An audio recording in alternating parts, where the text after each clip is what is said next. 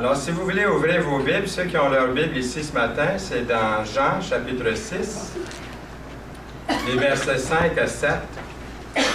Nous sommes dans une série, une nouvelle série que nous avons commencé dernièrement, sur les 12 apôtres. J'aime ça l'appeler l'équipe de Jésus, les 12 apôtres. Il y a des apôtres, on ne connaît pas trop de choses à part que leur nom, puis même il y a le nom d'un des apôtres. On ne sait pas ce que ça veut dire au juste. Parce que votre nom veut dire quelque chose, hein, quand on regarde. C'est curieux que je fasse l'étude là-dessus, puis quelqu'un de l'Ontario m'a envoyé un livre épais comme ça sur les noms de la Bible, un peu plus complet que ce que j'avais déjà. Donc, c'est très intéressant comment le Seigneur dirige dans tout ça. Donc, nous sommes rendus à Philippe. Déjà, on a vu les 12 apôtres brièvement. On a vu Pierre la dernière fois. Et ce matin, c'est Philippe. Philippe, face à l'omnipotence de Dieu. Savez-vous ce que j'ai trouvé? Je vous le dis un petit peu d'avance. Philippe, c'est un vrai détective. Son caractère, c'est un fouineur. Il veut savoir tout. Il pose des questions. Il va jusqu'au fond des choses. Connaissez-vous des gens comme ça? Hein, qui ont un passé détective et puis hein, ils sont très, très perfectionnistes, tout ça. Bien, Philippe, il est comme ça. Et le symbole, on a le texte que vous avez devant vous maintenant. Puis le symbole de Philippe, fallait s'y attendre, c'est quoi? Un panier. Pourquoi un panier? C'est que Philippe, en raison de son rôle dans l'alimentation, nourrit une foule, 5000 personnes. Donc, on a associé le panier, c'est pas le panier Kentucky là, ou d'autres, mais c'est le panier de l'équipe des 12, le Seigneur qui a fait ce grand miracle. Mais revenons au début de l'histoire. Philippe s'apprête à faire la connaissance de Jésus, à le rencontrer. Il a été appelé par Jésus lui-même, et lui, ensuite, Philippe, une fois qu'il a été appelé par Jésus, a conduit quelqu'un d'autre au Seigneur Jésus-Christ, Nathanaël. Est-ce que vous faites des fois la même chose aussi? Le Seigneur vous a sauvé, le Seigneur vous a ouvert les yeux à sa parole, vous avez laissé entrer le Seigneur dans votre vie, et puis ensuite, qu'est-ce que vous faites? Vous en parlez à d'autres. C'est ce qu'il a fait tout de suite. C'est un des fruits de l'esprit du chrétien, de témoigner, de dire à quelqu'un d'autre. Nous sommes des mendiants qui avons trouvé du pain, le pain de vie.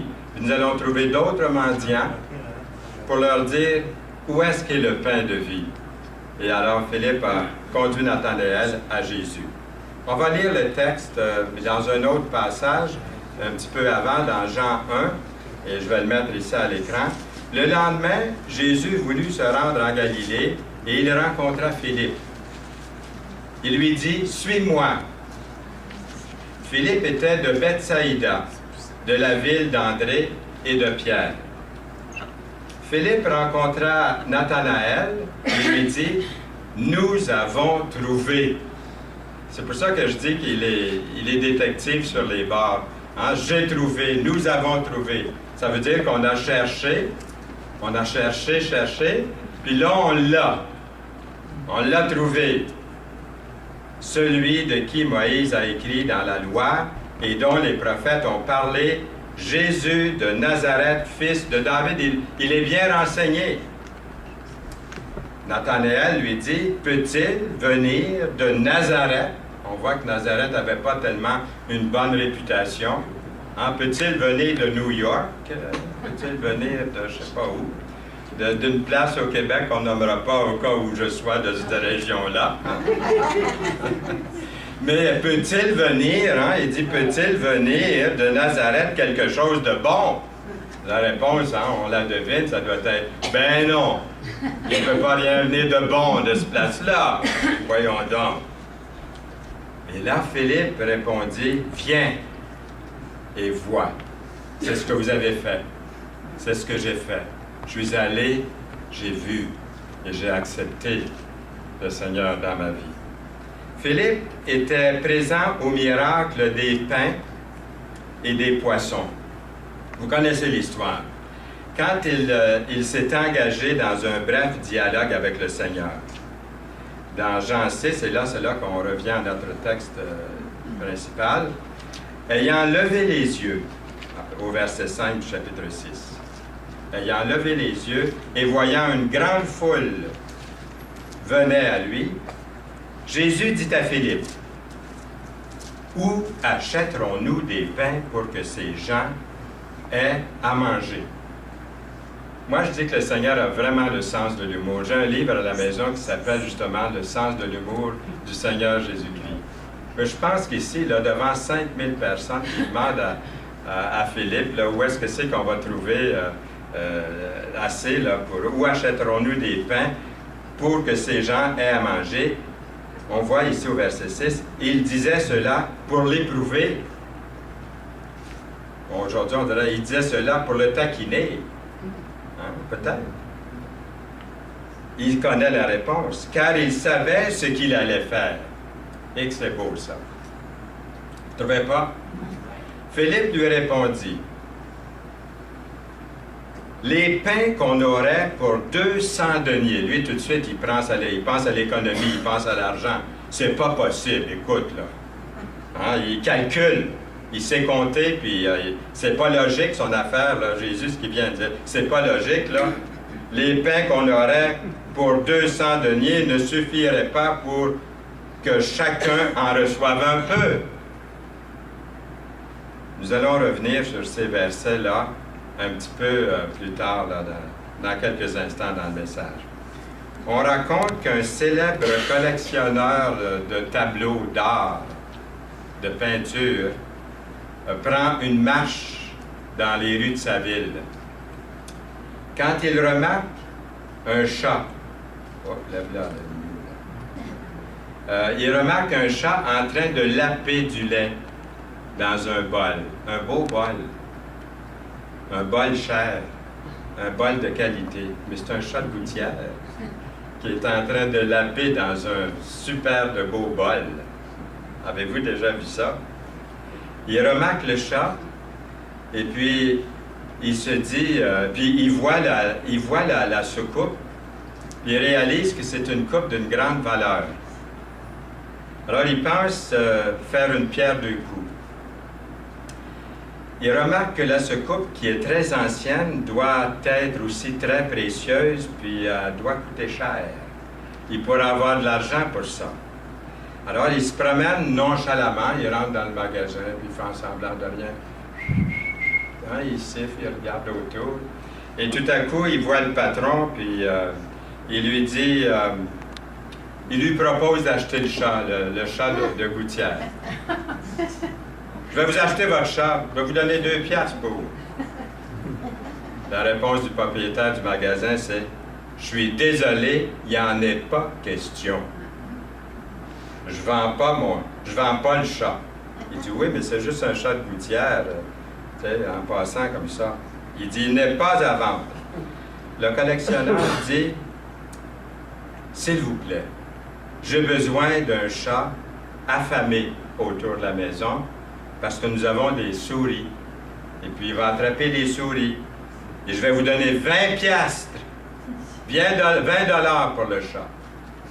Le propriétaire répond, vendu. Vendu.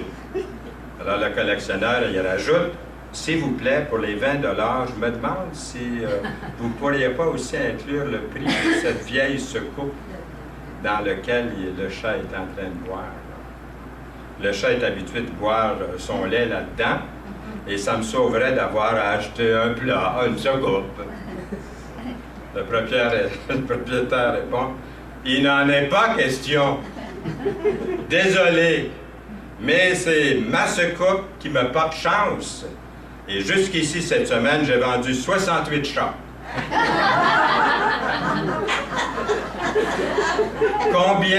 Combien d'entre vous ont été dans la même type de situation? Vous vous retrouvez dans un magasin d'aubaine en espérant sortir avec une Mona Lisa. Pourtant, vous êtes dans un magasin bien. Vous êtes chez Walmart, je ne sais pas où. Là. Et beaucoup de personnes sont à la recherche de la perle rare. Moi, je peux vous garantir là, qu'au déjeuner de l'espoir, hier, vous avez eu la perle rare. Vous l'avez entendu parler de la perle rare. Puis ce matin, vous êtes dans un milieu qui adore cette perle rare qui est le Seigneur Jésus-Christ. Mais il est accessible, cette perle, à tous.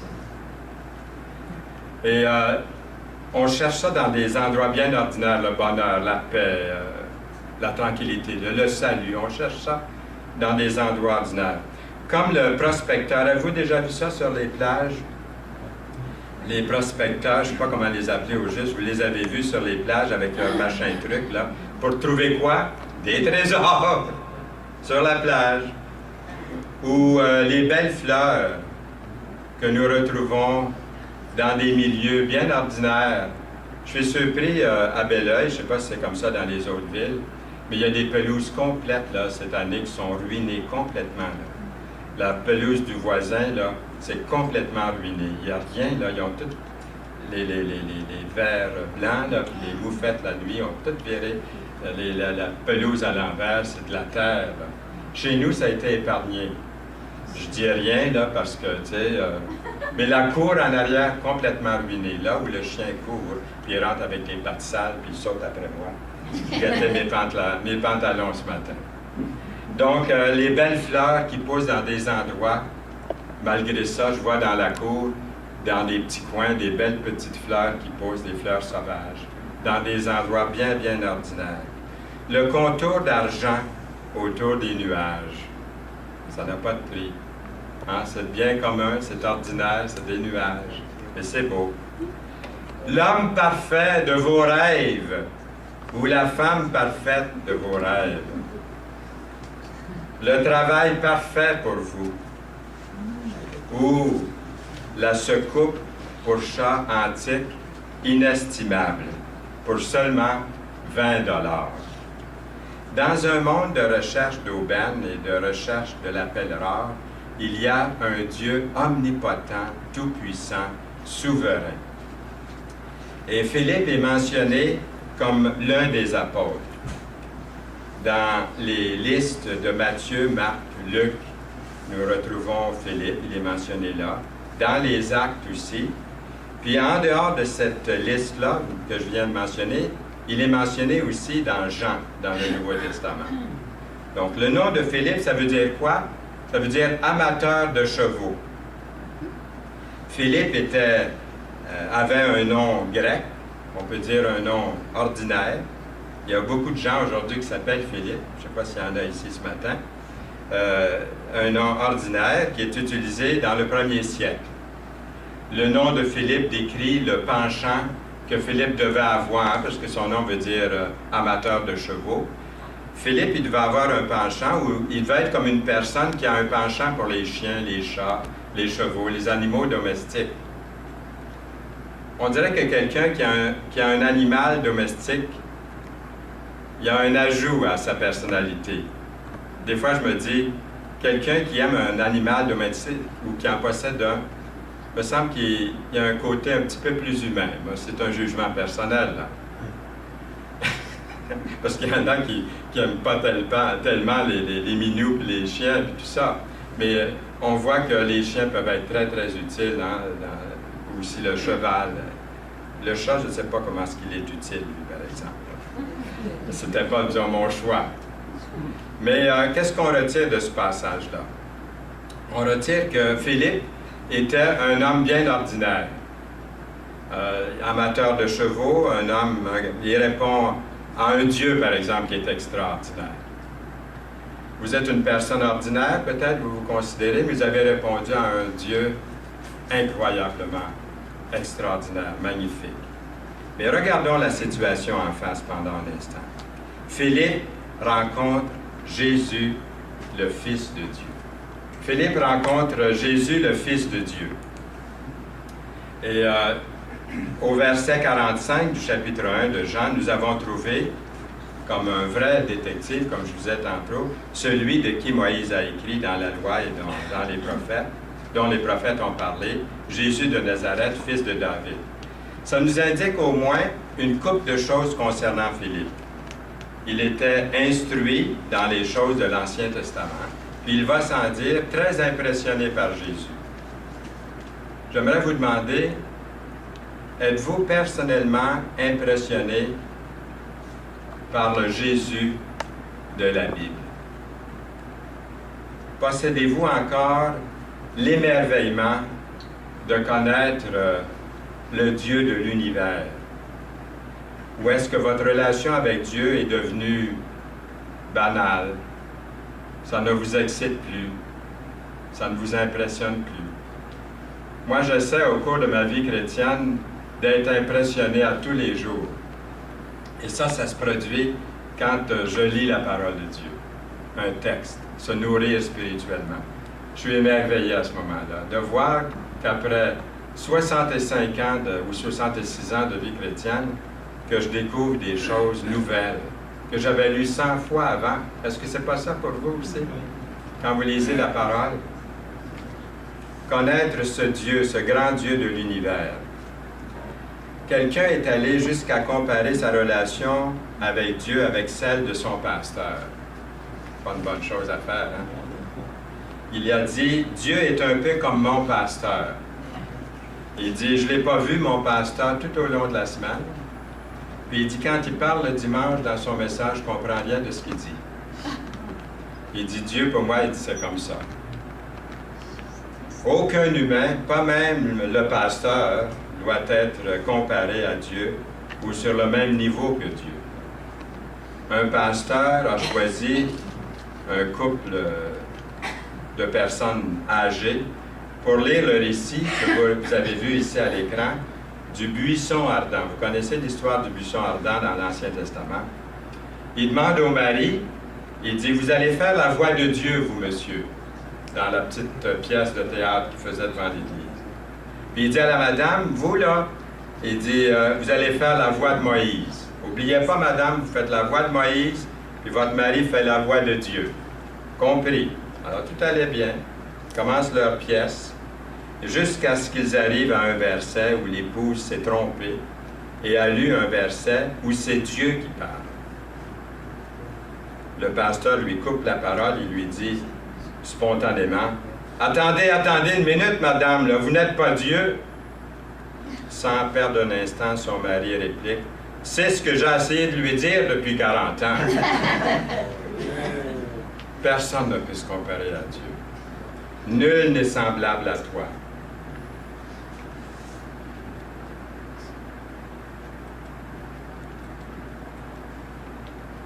Nul n'est semblable à toi, nous lisons, ô Éternel.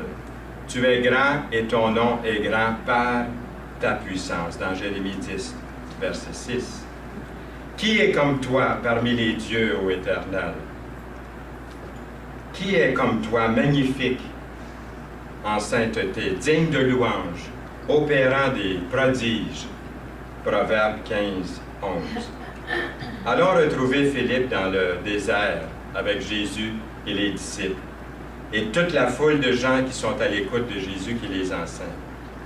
Jésus dit à Philippe, « Où achèterons-nous des pains? » Philippe répond, « Les pains qu'on aurait pour 200 deniers ne suffiraient pas pour que chacun en reçoive un peu. » Regardons la situation en face ici. 5000 personnes se rendent dans un désert pour entendre Jésus sans apporter leur lunch.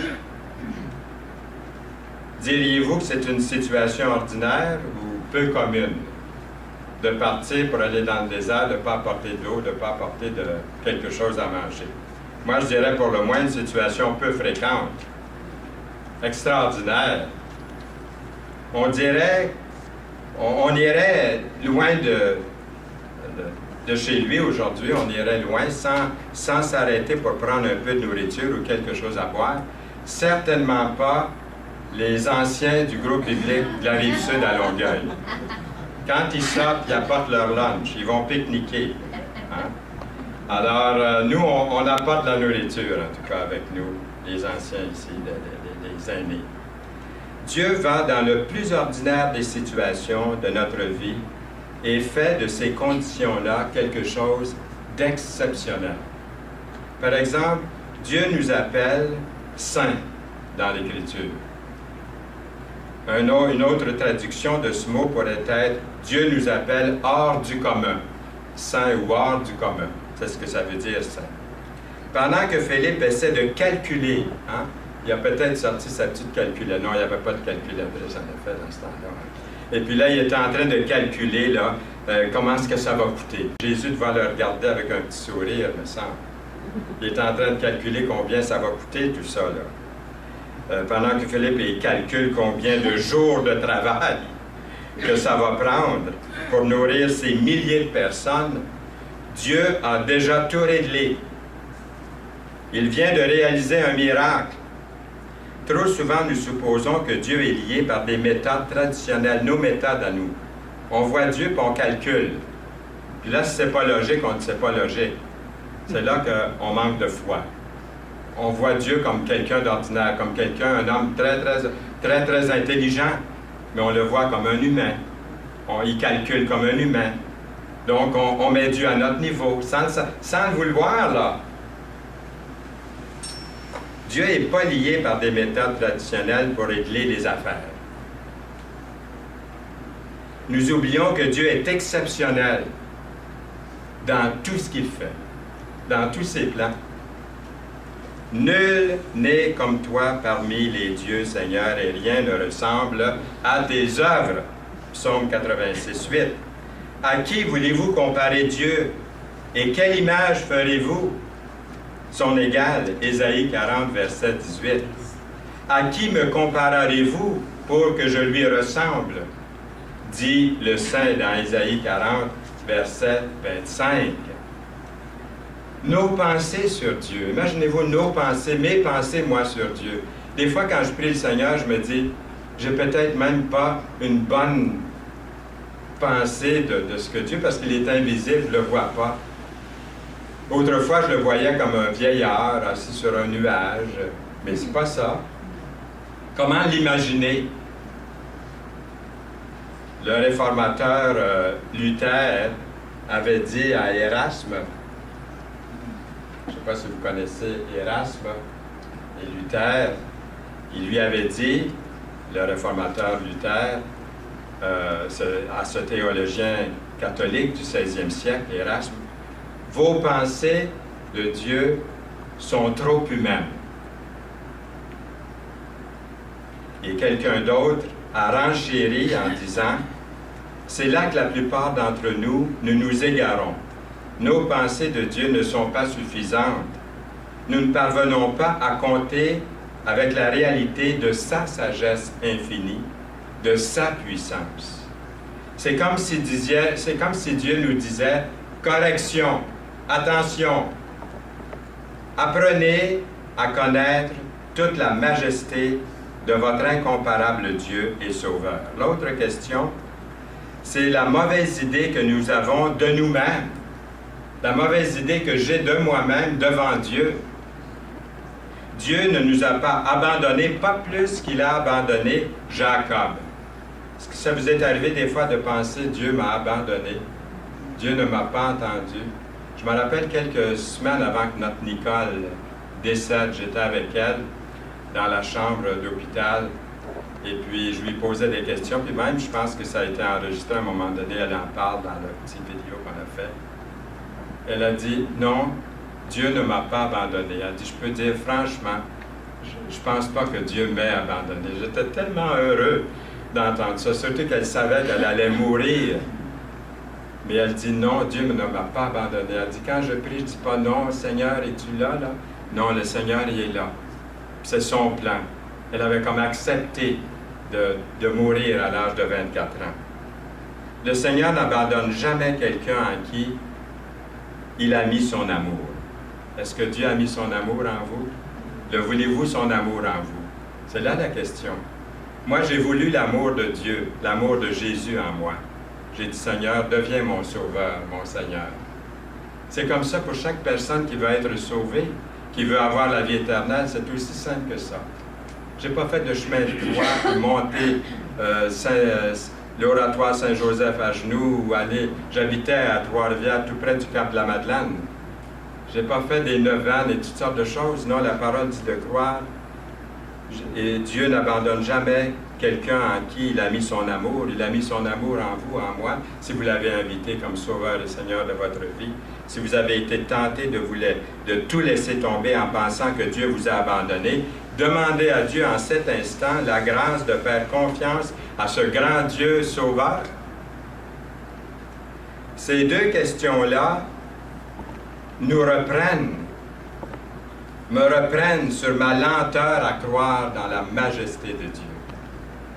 Dieu pourrait vous demander avec raison, si vous avez pensé qu'il vous a abandonné, il pourrait vous demander, vous imaginez-vous que moi, le Créateur de l'univers, j'ai vieilli? Il vous dirait peut-être, pensez-vous que je suis fatigué? Ce grand Dieu merveilleux? Un reproche que Dieu pourrait faire, qui nous serait bien mérité, pour beaucoup peut-être d'entre nous. Lequel d'entre nous choisirait une trompette pour abattre une muraille face à une grande armée? Hein, ce n'est pas une stratégie militaire hein? Avant de lire ça, là, on ne trouve pas que c'est une stratégie militaire trop savante. Est-ce que c'est logique? Non. Est-ce que c'est Dieu? Oui. Dites-le oui fort, oui. Lequel d'entre nous choisirait un grand poisson pour raisonner un prophète de Dieu? Lequel d'entre nous choisirait de parler à travers un buisson ardent au lieu d'un système de son comme nous avons ici ce matin? Une âne à la place d'un premier ministre. Peut-être que ça irait mieux, hein? Sûrement ça irait mieux, hein? C'est Dieu qui l'a fait parler. Lequel d'entre nous donnerait son fils bien-aimé, son fils unique, pour sauver des criminels, des menteurs, des voleurs, des pécheurs comme vous, des pécheurs comme moi?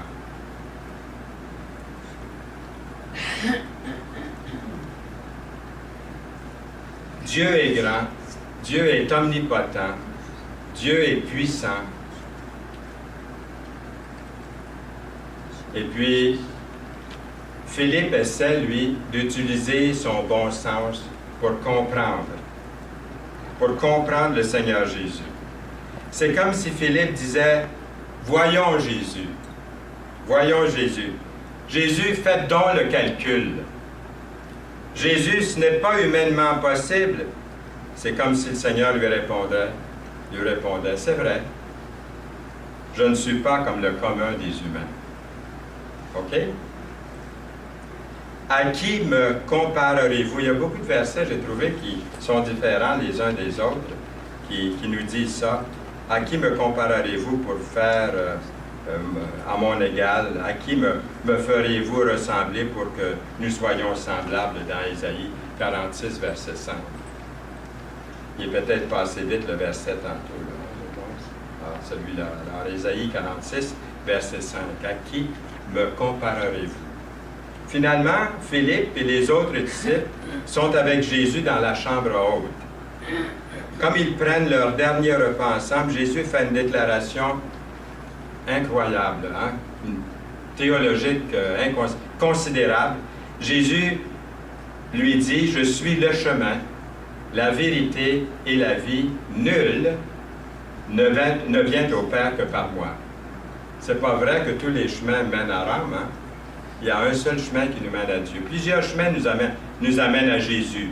Une multitude de chemins nous amènent à Jésus, mais il y en a un seul qui nous amène à Dieu. Et c'est qui? Jésus qui a dit, je suis le chemin. Vous ne pouvez pas passer par un autre. Êtes-vous passé par Jésus pour aller à Dieu? Vous avez pris le bon chemin. Si vous ne l'avez pas encore fait, prenez-le ce matin, aujourd'hui. Il est le chemin, la vérité et la vie. Et Jésus ajoute, personne ne vient au Père que par moi, Jésus. C'est ce que Jésus a dit. Il y a un missionnaire qui avait perdu son chemin dans la jungle africaine. Il ne pouvait plus trouver aucun point de repère, le sentier avait complètement disparu. Tout à coup, il voit une petite cabane et puis il demande à l'indigène qui est là dans cette cabane s'il pouvait lui montrer le bon chemin pour arriver à sa destination. L'indigène hoche la tête. Il lui fait signe « Suis-moi ». Alors, le missionnaire se met à le suivre dans la brousse épaisse pendant plus d'1 heure. Pas de sentier, rien, ils s'en vont là-dedans, là. Des branches qui lui frappent dans le visage, et puis ils sont graffillés partout, puis ils continuent à marcher. Ils traversent au travers de longues herbes, de toutes sortes de broussailles. Le missionnaire, devenu inquiet, et puis impatient, lui dit « Êtes-vous sûr que c'est le bon chemin? » Alors, l'Africain sourit. Par-dessus son épaule, il lui dit « Mon cher monsieur, dans ce lieu, il n'y a pas de chemin. Je suis le chemin. Ah ouais, par là, on y va. Je suis le chemin. » Je trouve ça une belle illustration de ce que Jésus est pour moi, pour vous. Il n'y a pas d'autre chemin. Je ne vois pas le chemin, Seigneur. Je ne vois pas où je m'en vais. Suis-moi. Il leur a dit à chacun d'eux, hein, les apôtres, suivez-moi, suivez-moi, suis-moi, suis-moi. Je suis le chemin. Je ne vois pas de chemin, je ne vois pas où est-ce... Il y a tellement de chemins, Seigneur, lequel je vais suivre. Je suis le chemin. Suis-moi. C'est pas beau, ça? On interrompait parfois, vous connaissez ce monsieur-là, c'est Ironside. C'est un grand évangéliste des Assemblées de frères du siècle dernier ou de l'autre avant. Là. Pendant ses sermons, il y avait toujours l'objection selon laquelle les gens l'interrompaient pour dire « Il y a toutes sortes de religions, laquelle croire? » Est-ce qu'on vous a déjà posé? Moi, ça m'est arrivé aussi, les gens disent « Laquelle croire? » Oui, il y en a qui disent « Sont toutes bonnes » ou « Tous les chemins mènent à Dieu ». Non. Mais c'est une croyance populaire, malheureusement. Alors, il interrompait le prédicateur pour lui dire « Il y a tellement de religions, laquelle suivre, laquelle croire? Nul ne peut déterminer qui a le droit chemin. » Est-ce que je vais Finalement, Ironside répondait qu'il ne connaissait que 2 religions. La première religion dit ou couvre tous ceux et celles qui s'attendent à un salut par leurs efforts personnels. Ça, c'est la majorité de toutes les religions du monde, de faire des efforts personnels pour être sauvés. L'autre couvre tous ceux et celles qui sont sauvés par quelque chose qui a déjà été accompli pour eux. La question est très simple. Pouvez-vous vous sauver vous-même ou devez-vous être sauvé par un autre? Moi, j'ai été sauvé par un autre. Parce que je ne peux pas me sauver. Même si je faisais toutes les bonnes œuvres au monde, je suis toujours un pécheur. Je peux toujours tomber. Et j'ai tombé et je tomberai encore. Alors, je dois être sauvé par quelqu'un d'autre. Celui qui a dit « Je suis le chemin, la vérité et la vie ». Jésus répond à la requête de Philippe, qui aimerait bien savoir qu'il voudrait bien que Jésus leur montre Dieu, leur montre le Père.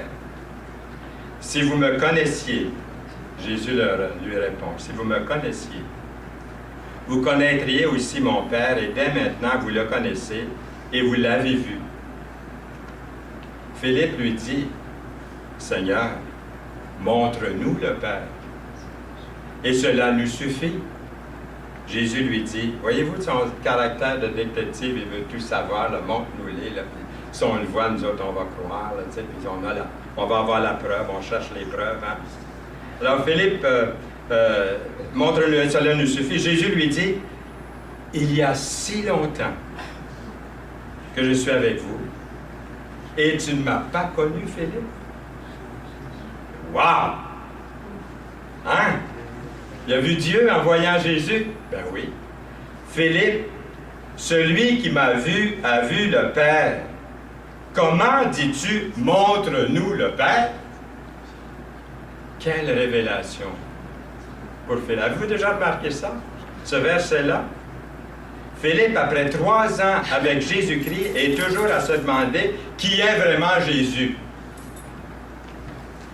voir Jésus comme rien de plus, peut-être qu'il voit comme un enseignant, un prophète, un homme ordinaire. Ben non. Les temps n'ont vraiment pas changé aujourd'hui, c'est la même chose, c'est toujours la même question aujourd'hui au sujet de Jésus. Jésus a dit, « Celui qui m'a vu a vu le Père. » Jean 14, verset 9. Jésus est-il pour vous assez puissant pour combler le vide qui est dans votre cœur? Est-ce qu'il est assez grand pour répondre à vos besoins personnels dans votre vie? Est-ce que Dieu est assez extraordinaire pour guérir les blessures de votre passé? Est-ce que Dieu est assez exceptionnel pour satisfaire le désir des multitudes? Philippe vit des choses miraculeuses en compagnie de Jésus et pourtant, Philippe, il a encore du mal à voir la vraie source. J'espère que ce n'est pas la condition de personne ici. Dieu fait de grandes choses pour chacun de nous, mais lorsque nous sommes confrontés à des défis de la vie, est-il encore assez puissant, assez grand et assez précieux? Nous lisons dans l'Écriture, « Aucune tentation ne vous est survenue qui ait été humaine, et Dieu qui est fidèle ne permettra pas que vous soyez tentés au-delà de vos forces, mais avec la tentation, il préparera aussi le moyen d'en sortir, afin que vous puissiez la supporter. » 1 Corinthiens 10, 13. Vous savez que ce verset, en fait ce verset-là dit, au fond, le verset dit que ce que vous traversez là, présentement dans votre vie, vous et moi, là, ce qu'on traverse présentement, là, ce verset dit là, que c'est universel, ça arrive à peu près à tout le monde, ce qui nous arrive. Dieu dit aussi que, quelle que soit la situation qui nous arrive, le sentiment, le désespoir, le chagrin, Dieu est assez formidable pour en prendre soin. Souvenez-vous de ce qui s'est passé dès les temps anciens. Car je suis Dieu, il n'y en a point d'autre. Je suis Dieu et nul n'est semblable à moi. Ésaïe 46, verset 9.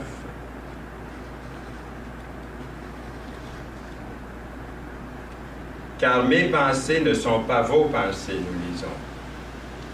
Et vos voix ne sont pas mes voix, dit l'Éternel. Autant les cieux sont élevés au-dessus de la terre, autant mes voix sont élevées au-dessus de vos voix et mes pensées au-dessus de vos pensées. Ésaïe 55, 8 et 9. Pour connaître Jésus. Philippe s'est donné la peine. Est-ce qu'il l'a trouvé? Amen et Amen. Amen. Amen. Amen. Seigneur, merci pour ta parole. Merci pour ce passage pour Philippe et pour le fait qu'il a été trouvé par Jésus. Là où il était, amateur de chevaux, un gars ordinaire, il a trouvé un Dieu extraordinaire qui est le chemin, la vérité et la vie. Seigneur, nous te prions pour chacun de nous, chrétiens, ceux qui connaissons déjà le Seigneur depuis plusieurs années ou depuis peu, que nous puissions, comme Philippe, Seigneur, poser nos questions. Nous avons les réponses dans ta parole. Nous voulons te suivre, marcher pour toi, vivre pour toi aujourd'hui et cette semaine, dans ta volonté. Viens bientôt, Seigneur Jésus, nous te prions. Amen.